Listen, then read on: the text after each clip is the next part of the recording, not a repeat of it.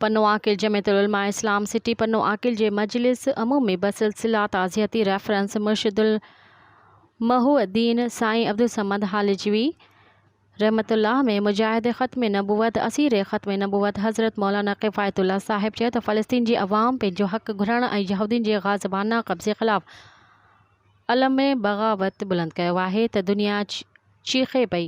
उन्हनि चयो त पाकिस्तानी अवाम फ़लस्तीनी भाइरनि सां गॾु आहे। ताज़ियती रेफरेंस में मुर्शिदुल वहदीन हज़रत मौलाना साईं अब्दुल समद हालिजवी बाबति फ़रमाए त उन्हनि जी वफ़ात सां जमायत ऐं मुहब्बीन लाइ वॾो ख़ाल पैदा थियो आहे। सिलसिला आलिया क़ादरिया खे फैलाइण में हज़रत अक़दस जो अहम किरदारु रहियो। उन्हनि चयो त हिकु पासे सियासत ॿिए पासे गादी नशीन साईं अब्दुल समद हालिजवी ॿिन्ही मुहाज़नि ते पंहिंजो पाण मल्हाए ॾेखारे विया।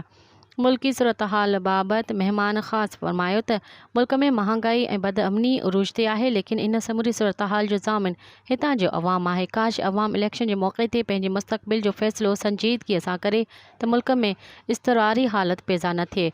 जमियतुल उलमा इस्लाम सिटी पन्नो आकिल जे मजलिस अमूमी इजलास बसिलसिला ताज़ियती रेफरेंस मुर्शिदुल वहदीन हज़रत मौलाना साईं अब्दुल समद हालिजवी रहमतुल्लाह अलैह में मौलाना मोहम्मद साले इंठड़ कारकुननि सां ख़िताब कंदे चयो त मुसलमाननि खे क़ौम जी पसमानदगी जो वॾे में वॾो सबबु तालीम खां दूरी आहे।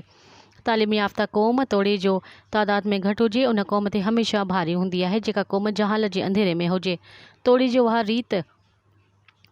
उहा रेत जे ज़रनि जे बराबरि हुजे। तालीम याफ़्ता क़ौम मुल्की सियासत में आला क़ुव्वत हासिल करे सघंदी आहे, जॾहिं त तालीम खां महरूम क़ौम पिनागर बणिजी वेंदी आहे। बुख ऐं मुफ़लिसी खे बर्दाश्त करे पंहिंजे नौजवान नस्ल खे दीनी ऐं दुनियावी तालीम ॾियारो त मुस्तक़बिल अव्हां जो रोशन हूंदो। नौजवान आलिम दीन हज़रत मौलाना अल्लामा इमदादुल्लाह मुआविया कारकुननि खे ख़िताब कंदे चयो त नौजवाननि खे हर मैदान में पंहिंजो पाण मञाइणो आहे।